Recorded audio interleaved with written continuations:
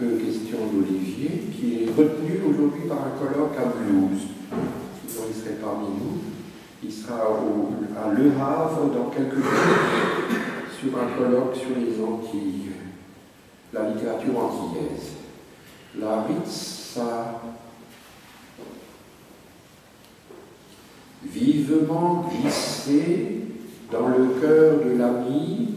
Cela fait désormais 7 années qu'à Strasbourg, à l'octobre 2000, je l'ai remarqué, choisi, préféré à toute chose d'avant lui, et tant de douceur mais de lui advenu qu'indiciblement c'est trop d'amitié d'azur, je me suis grâce à lui grandement rattrapé d'une vie topinambour vermoulu. Avant lui, je n'éprouvais quasi rien qui ne m'aille vraiment droit au cœur.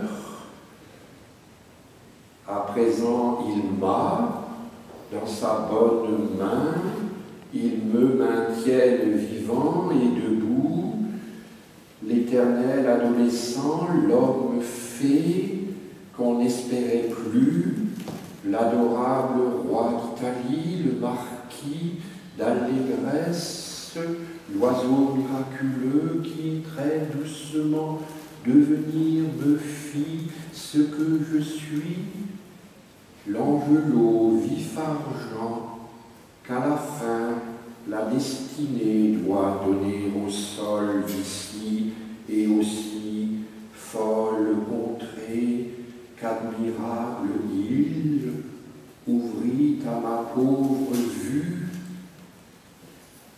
Ah, qu'aucune ombre jamais ne devienne d'ici, je ne le souffrirai, ni souci fumé, ni le moindre tracas, il faudra cette douceur prolonger encore 5000 journées. Mon ami n'a nul défaut, il me plaît à l'infini, mon esprit ne le quitte jamais, malgré un jour l'âge des maladies et aussi ce soleil noirci qu'on nous dit qu'il fera de moi bonne merci. Or, vogue la vie, mon Dieu, je te remercie m'avoir donné l'amitié d'Olivier Larissas et de toi, trésor fabuleux qui me fit connaître 1000 joies. J'ai ton cœur avec le mien comme deux colombes qui ne se quitteront plus.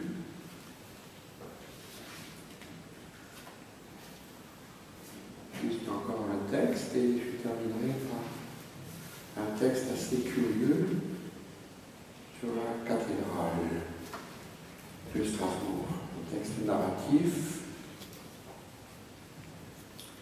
après celui-là, celui-ci. Le vin a-t-il verdi 2007? Les poèmes autour de l'âme. Des fois, quand on s'ennuie au sens métaphysique, quand il y a une espèce de grand embarras, et qu'on voudrait écrire, et qu'on se dit qu'on a tellement écrit, 7 000 ou 8 000 pages, alors qu'est-ce qui reste? Il reste juste à écrire sur l'âme. On essaie de la coincer, mais on n'y arrive jamais. Et on ne l'a jamais vue, elle se promène avec des lunettes de stars comme Grace Kelly. Enfin, on ne sait pas exactement qui c'est, et ce mystère infini me plaît beaucoup. Peut-être un recueil pour notre ami, mon ami Gérard Pfister, dans des questions autour de l'âme, c'est un éditeur mystique, parfluette, mais au moment où vous écrivez, vous ne pensez à rien. C'est-à-dire que c'est le plus réussi quand vous ne savez plus si vous lisez et vous ne savez plus si vous écrivez. Vous êtes complètement dedans. Vous êtes complètement loin de M. François Hollande, par exemple. Très loin de politique et de tout ça, qui est révulsif. a-t-il verdi longuement l'âme?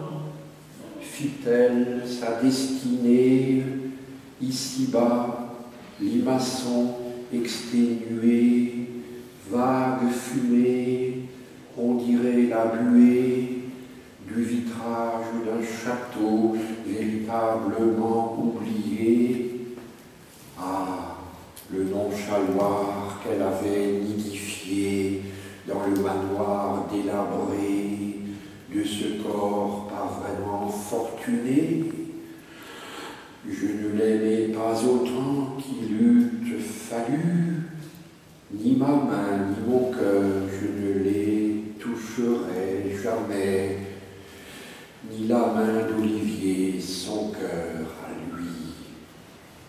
Où donc sommes-nous, ni la chair, ni le poisson saumonné, ni l'âme qui, vaguement dissimulée parmi le corps charnu, ne se montre jamais. Ô clandestinité à peine vue, miraculeux alliage d'ici et là, bas, d'air et d'eau, déjà le feu est-il noir, et le vin trop vert, maudit camembert. À la fin, il sera trop tard, tout sera perdu, investi par le feu du tibesti, l'archi-clafoutis de notre chair se répandra dans les avenues mitraillées. Je ne fis l'aumône qu'à tour de bras, et le cœur s'est-il nourri de la douceur qui sortait de mes deux bras.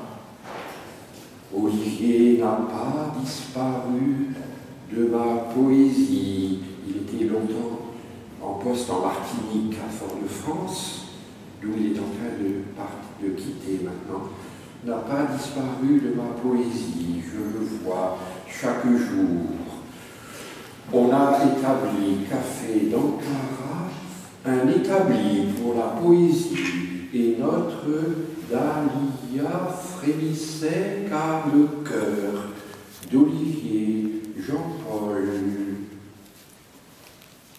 a tourné autour de nous cette année. J'y retournerai s'il faudrait rouvrir ces années-là. Or, qui connaîtrait l'âme d'Olivier, celle aussi de Mathilde Clé? On ne fait qu'envisager d'anciennes fées qui nourrissaient ma bonne vie.